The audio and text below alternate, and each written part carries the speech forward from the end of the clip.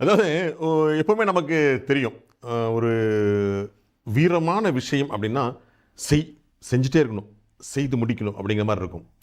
எதையுமே பொறுப்பெடுத்து நம்ம நல்லபடியா செய்யணும்னு ஆசைப்படுவோம். இந்த சமயத்தில எல்லாருமே சொல்லக்கூடிய விஷயங்கள் என்ன, ஒரு வேலைய எடுத்துட்டோம்னா, அந்த வேலைய செஞ்சு முடிச்சிரணும்.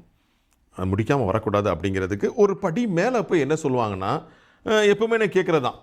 செய் அல்லது செத்து மடி அப்படின்னு சொல்லுவாங்க. கேட்கறதுக்கு நல்லா தான் இருக்கு. ஆனா இதில கொஞ்சம் உள்ள போய் பார்த்தோம்னு வச்சுக்கோங்களேன், செய் அப்படிங்கிறது ஒரு விவேகமான விஷயம் தான். நல்ல விஷயம் தான். இதில எங்க குளறுபடி இருக்கு அப்படின்னா, அடுத்து வர்ற வார்த்தை தான். செய் அல்லது செத்து மடி. ரொம்ப ரொம்ப நம்மளே நம்ம கேவலப்படுத்துற மாரி தான். இப்படி சொல்றேன்னு சொல்லி நீங்க கோச்சுக்க வேண்டாம். செய் அல்லது செத்து மடின்னா, செய்ய முடியாம செத்து மடிஞ்சோம்னா, கோலம்னு தானே அர்த்தம்.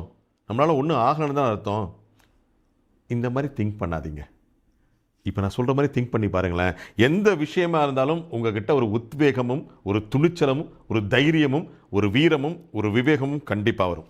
இனிமே யாராவது வந்து உங்ககிட்ட செய் அல்லது செத்து மடி அப்படின்னு சொன்னாங்க, இல்ல நீங்களே உங்கள சொல்லிட்டு இருந்தீங்கன்னா அத விட்டுருங்க. இப்படி சொல்லி பாருங்க. செய் அல்லது சாவதற்குள் செய்து முடி. என்னங்க செத்து நம்ம செய்ய முடியல செத்து போயிட்டா பிரயோஜனமே இல்லைங்க. செய்யணும். அதையும் எப்ப செய்யணும் தெரியுமா? நம்முடைய கடைசி மூச்சு போறதுக்கு முன்னாடி செய்து முடிக்கணும்.